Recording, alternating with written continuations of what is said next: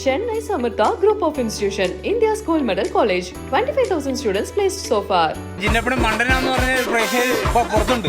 അവർക്കൊരു തിരിച്ചടിയല്ലേ ഇപ്പൊ ഒരു സന്തോഷം മാത്രം. ഞാൻ പറഞ്ഞു സന്തോഷം ഇവിടെ എത്താൻ പറ്റിയത് തന്നെ വലിയ കാര്യം. എൻ്റെ ഒരു ബെസ്റ്റ് ഫ്രണ്ട് ആണ്. എൻ്റെ ജേർണൽ അപ്സ് ആൻഡ് ഡൗൺസ് ഉണ്ടായിരുന്ന ഒരു വ്യക്തിയാണ്. നമ്മൾ അത്രയും നാൾ പാമ്പും കീരിയും പോലെ നിന്നതെങ്കിലും ലാസ്റ്റ് എൻ്റെ വന്ന് കെട്ടിപ്പിടിച്ച സമയത്ത് എൻ്റെ അടുത്ത് ഐ ലവ് യു എന്ന് പറഞ്ഞു. പ്രണയമല്ല എന്നുള്ളത് പലതവണ ഞാൻ അതിൻ്റെ അകത്ത് വെച്ച് പറഞ്ഞിട്ടുണ്ട്. ഇമോഷൻസ് തോന്നിയിട്ടില്ല എന്ന് ഞാൻ ഒരിക്കലും പറയില്ല. ഇമോഷൻസ് തോന്നിയിട്ടുണ്ട്. ജാസ്മിൻ തന്നെ കപ്പെടുക്കണമായിരുന്നു. അതൊരു ലോകം തന്നെയാണ്. ഞങ്ങളുടെ എല്ലാവരുടെയും ജീവിതത്തിൽ ഞങ്ങളെല്ലാവരും കണ്ടുമുട്ടിയ ഒരു ലോകം തന്നെയാണ്. ഞാൻ പോയ ഒരു സ്റ്റേറ്റിൽ കൂടെ ജാസ്മിൻ പോകരുത് എന്നുള്ളതായിരുന്നു എൻ്റെ ഏറ്റവും വലിയ ആഗ്രഹം. ഒരു റിക്വസ്റ്റ് പറയാനുള്ളത് മാക്സിമം ജാസ്മിനെ പുഷ് ചെയ്യാതിരിക്കുക.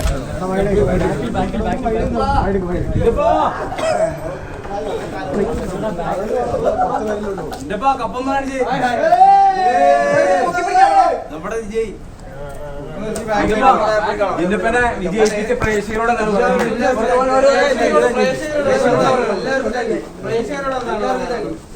പ്രതീക്ഷിച്ചായിരുന്നു ഈ വിജയം. എന്താണ് പറയാനുള്ളത്? നിങ്ങൾ വോട്ട് ചെയ്യാൻ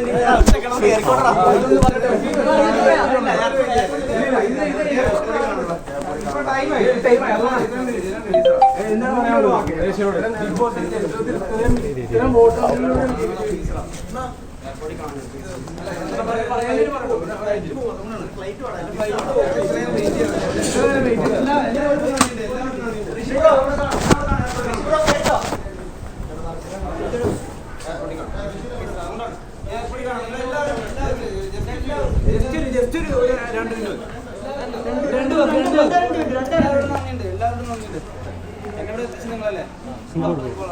ഈ ജാസ്മിനെ ഒരു കോമ്പറ്റീറ്ററായിട്ട് കണ്ടിരുന്നോ? അല്ല ജാസ്മിനെ ഒരു കോമ്പറ്റീറ്ററായിട്ട് കണ്ടിരുന്നോ? ഇതിനെപ്പോഴും ഇഷ്ടപ്പെടുന്ന ആൾക്കാരാണ് പറയുന്നത്. ജിന്നപ്പഴും മണ്ടനാന്ന് പറഞ്ഞ പ്രേക്ഷകർ ഇപ്പൊ പുറത്തുണ്ട്. അവർക്കൊരു തിരിച്ചടിയല്ലേ പോയി. ജിന്നപ്പം മണ്ടനല്ലാതെ എഴുതിയിരിക്കുക.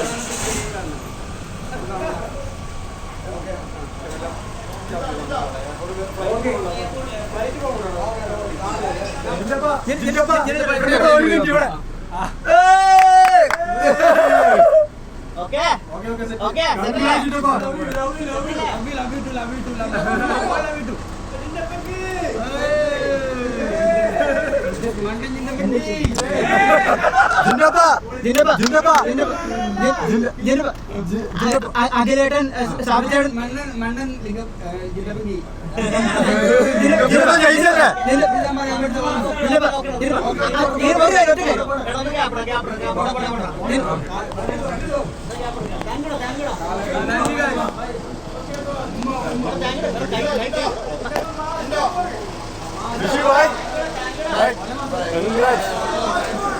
നടക്കുന്നത് അർജുൻ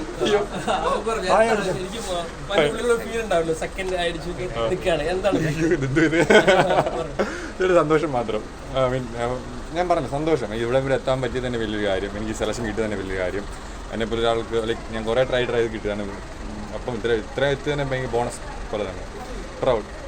ചില സമയത്ത് ബിഗ് ബോസ് വിന്നർ അർജുൻ ആണെന്നുള്ള കുറച്ച് ഫോട്ടോസും കാര്യങ്ങളൊക്കെ വന്നു. അതൊക്കെ കണ്ടായിരുന്നു? ഇല്ല ഞാനിപ്പോൾ എനിക്ക് ഇന്നലെ ഫോണൊക്കെ ഓണായി വന്നത്. ഞാൻ എൻ്റെ കുറച്ച് ഇൻസ്റ്റാഗ്രാം ഫോളോവേഴ്സ് എല്ലാം നോക്കി. അല്ലാതെ ഞാൻ വേറെ ഒന്നും നോക്കില്ല. പിന്നെ നോറയുടെ ഒക്കെ നല്ലതെന്ന് പറഞ്ഞു. അത് കുറച്ച് വീഡിയോസ് കണ്ടു. പിന്നെ അപ്പനമ്മ വിളിച്ചു. വേറെ പിന്നെ കിടന്ന് ഉറങ്ങുമായിരുന്നു. പിന്നെ കുറേ തുണിയൊക്കെ പാക്ക് ചെയ്യണ്ടായിരുന്നു. ഇപ്പൊ അർജുനാണെങ്കിൽ ഏറ്റവും അടുത്ത് ഇപ്പൊ സിനിമയിലൊരു അവസരം. അതാണ് ഏറ്റവും അതാണ് എൻ്റെ ഇൻട്രൊഡക്ഷനിൽ പറഞ്ഞത്. എൻ്റെ ഡ്രീം അതായിരുന്നു ടു ബിക്കം ആൻ ആക്ടർ എന്നാണ് ഞാൻ എപ്പോഴും പറയാറ്.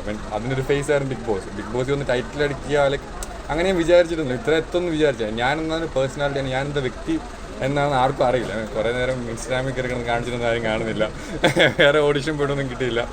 ഇത് ഞാൻ കുറേ ട്രൈ ചെയ്തു. ഈ ഒരു പ്ലാറ്റ്ഫോമിൽ കൂടെ ഞാൻ എന്താണ് ഷോക്കേസ് ചെയ്യാൻ പറ്റും തോന്നി. അത് കാണിച്ചെന്ന് എനിക്ക് തോന്നുന്നു. അതിനുള്ള ബെനിഫിറ്റ് എനിക്ക് ഒരു ഓഡിഷൻ പോലെ വന്നു. ഞാൻ എൻ്റെ ഇൻട്രൊഡക്ഷൻ പറഞ്ഞു ടു ബിക്കം ആൻ ആക്ടർ. എൻ്റെ തിയേറ്ററിൻ്റെ അടുത്തൊരു ഫ്ലെക്സ് പോസ്റ്റർ കാണുന്നത് ഭയങ്കര ആഗ്രഹമുള്ള ആളാണ്. അപ്പം ദൈവം അനുഗ്രഹിച്ച് കിട്ടി. ഈ അർജുന്റെ യാത്രയിൽ ശ്രീധുവിന് ഒരു നല്ലൊരു പങ്ക്. ശ്രീധുവിനെ കുറിച്ച് എന്തെങ്കിലും എൻ്റെ ഒരു ബെസ്റ്റ് ഫ്രണ്ടാണ്. ലൈക്ക് എൻ്റെ ജേർണിയിൽ അപ്സ് ആൻഡ് ഡൗൺസിൽ കൂടെ ഞാൻ എപ്പോഴും പറഞ്ഞു എൻ്റെ ജേർണിയിൽ അപ്സ് ആൻഡ് ഡൗൺസിൽ ഉണ്ടായിരുന്ന ഒരു വ്യക്തിയാണ് ബിഗ് ബോസിൽ. ശ്രീധു മാത്രമല്ല, സിജു ആണെങ്കിലും ജാസ്മിൻ ആണെങ്കിലും എനിക്ക് അവിടെ എല്ലാവർക്കും ഒരു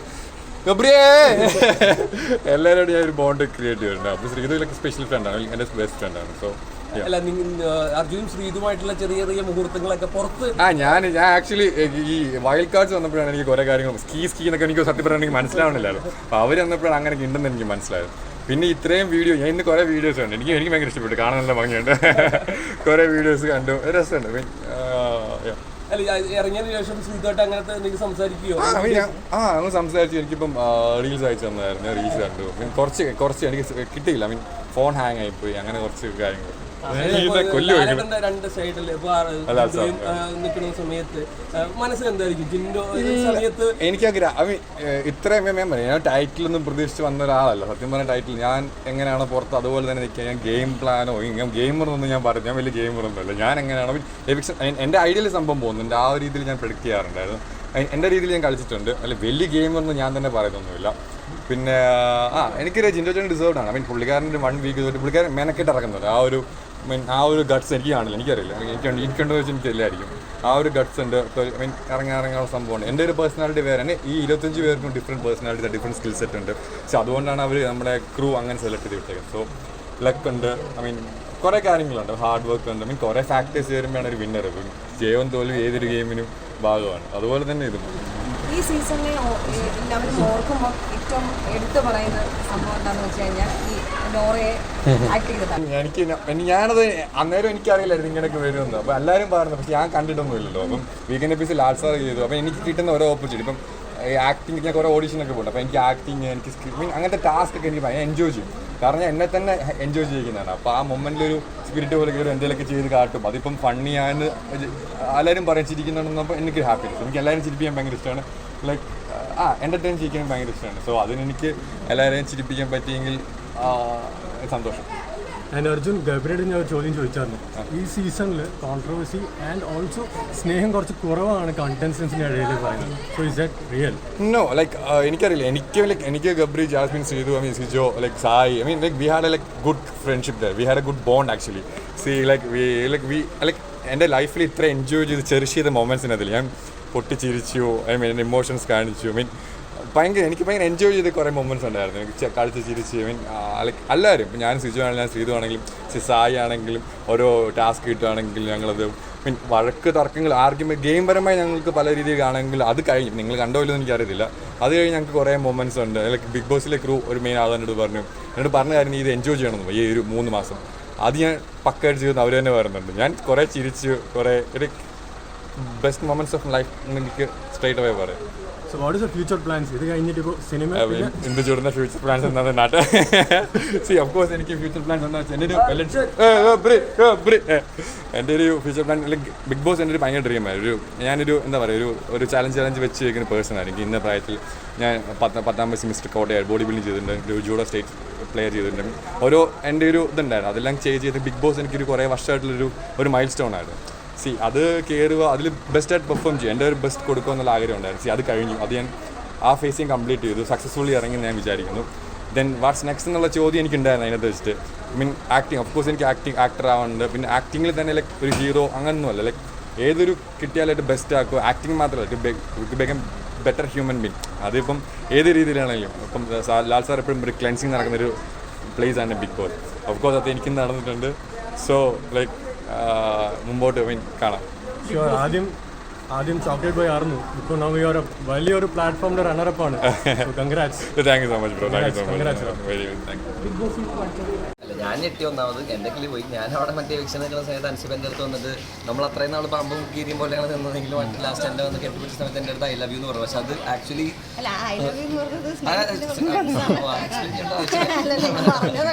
അപ്പോൾ നമ്മൾ ആ സമയത്ത് പ്രതീക്ഷിക്കാത്തൊരു ആളുടെ അടുത്ത് നമുക്ക് അങ്ങനെ സ്നേഹം കിട്ടുന്ന സമയത്ത് ഞെട്ടിയായിരുന്നു. നല്ല ഗെയിമറായിരുന്നു എനിക്കറിയാം. അതിനകത്തുനിന്ന് ഞങ്ങൾ തമ്മിൽ ഐഡിയോളജി ഭയങ്കര ഡിഫറൻസ് ആയിരുന്നു. അപ്പോൾ അതുകൊണ്ട് ഉള്ള പ്രശ്നങ്ങളായിരുന്നു ഇതിനകത്ത്. പക്ഷേ എന്ന് പറഞ്ഞ് പോകുന്ന സമയത്ത് എനിക്ക് ശരിക്കും വിഷമമുണ്ടായിരുന്നു.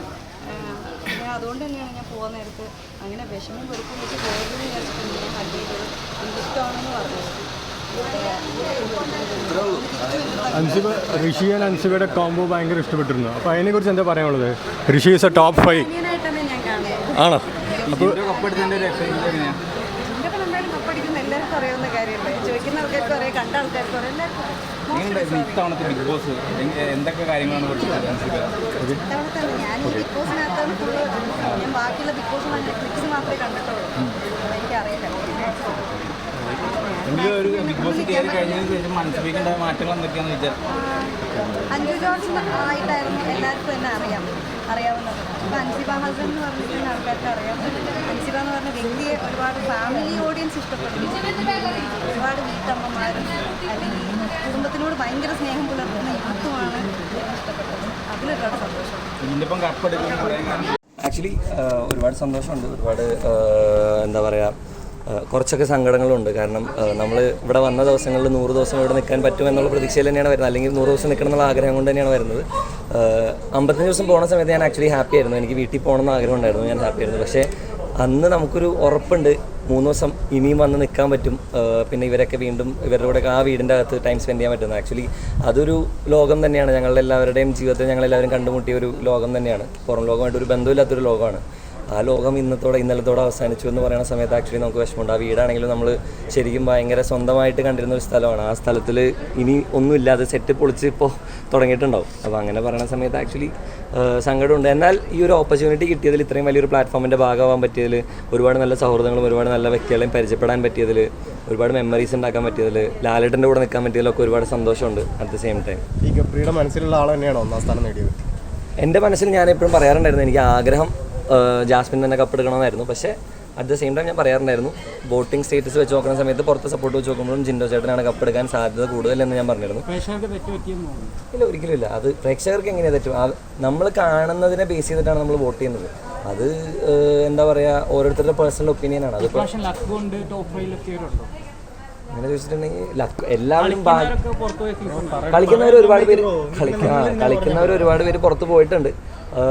ലക്ക് തന്നെയാണ് one of the main factor ഇവിടെ നിൽക്കണമെങ്കിൽ. കാരണം നമ്മൾ എത്ര നന്നായിട്ട് അതിൻ്റെ അകത്ത് നിന്ന് കഴിഞ്ഞാലും നമ്മളെങ്ങനെ പുറത്തേക്ക് പോകുന്നു എന്നുള്ളതിനെ ബേസ് ചെയ്തിരിക്കും ഓഡിയൻസിന് നമ്മളോടുള്ളൊരു പെർസെപ്ഷൻ. അപ്പോൾ ആ സാധനം ഒരു ഭാഗ്യം തന്നെയാണ്. ഈ ഒരു സമയത്താണെങ്കിലും എനിക്ക് പ്രയോറിറ്റി ജാസ്മിൻ കപ്പ് എടുക്കുക എന്നുള്ളതിനേക്കാൾ പ്രയോറിറ്റി പുറത്തിറങ്ങുമ്പോൾ ഞാൻ പോയൊരു സ്റ്റേറ്റിൽ കൂടെ ജാസ്മിൻ പോകരുത് എന്നുള്ളതായിരുന്നു എൻ്റെ ഏറ്റവും വലിയ ആഗ്രഹം. പക്ഷേ എന്നേക്കാളും ഭീകരമായിട്ടുള്ള സംഭവങ്ങളാണ് അവളെ കാത്തിരിക്കുന്നത് എന്നുള്ളത് പൂർണ്ണമായിട്ടുള്ള ബോധ്യത്തോടു കൂടി തന്നെയാണ് ഞാൻ ആ വീട്ടിലേക്ക് തിരിച്ചു കയറിയത്.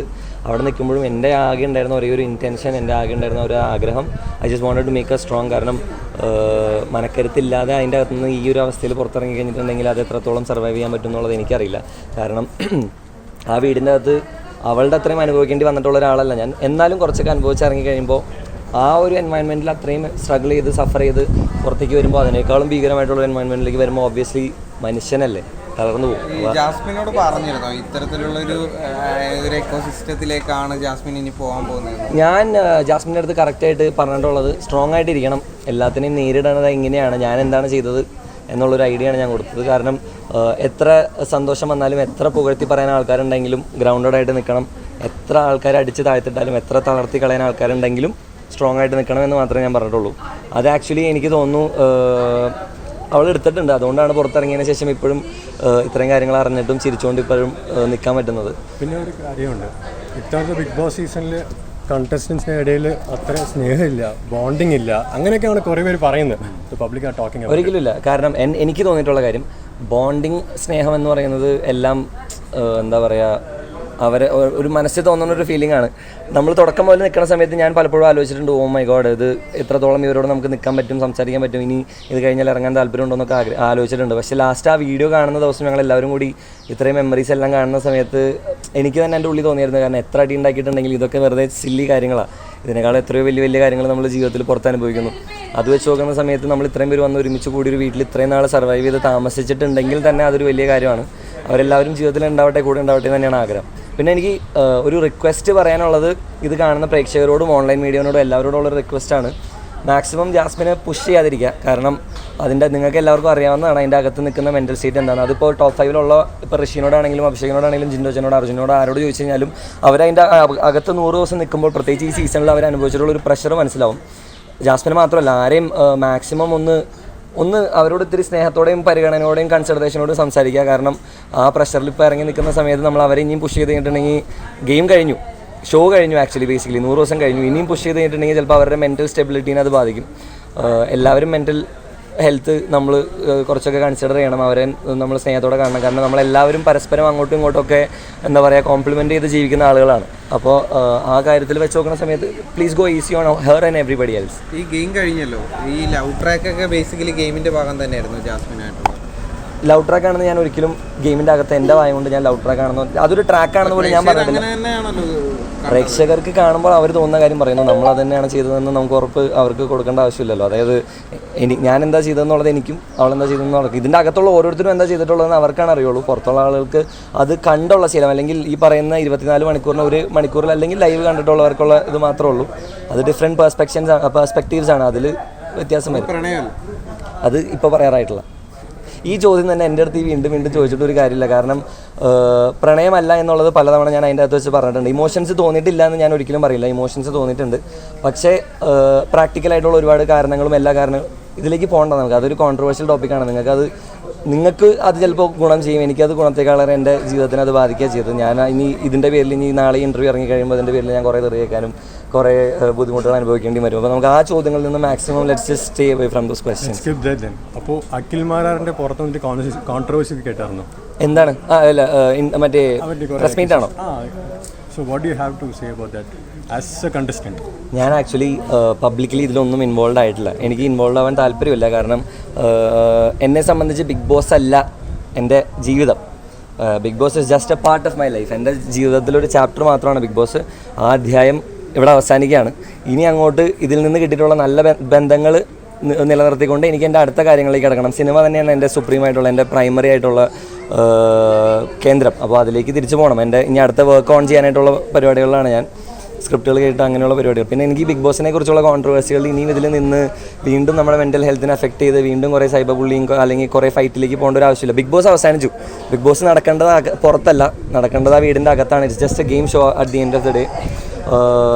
അത് പുറം ലോകത്തിന് ഇത്രയും ബാധിക്കേണ്ട ആവശ്യമില്ല. അതൊരു ഗെയിമായിട്ട് കണ്ട് അതിൻ്റെ അകത്ത് തന്നെ വിടേണ്ട ആവശ്യമുള്ളൂ. അപ്പോൾ ശരി, thank you. Chennai Samartha Group of Institution, India's Gold Medal College, 25,000 students placed so far.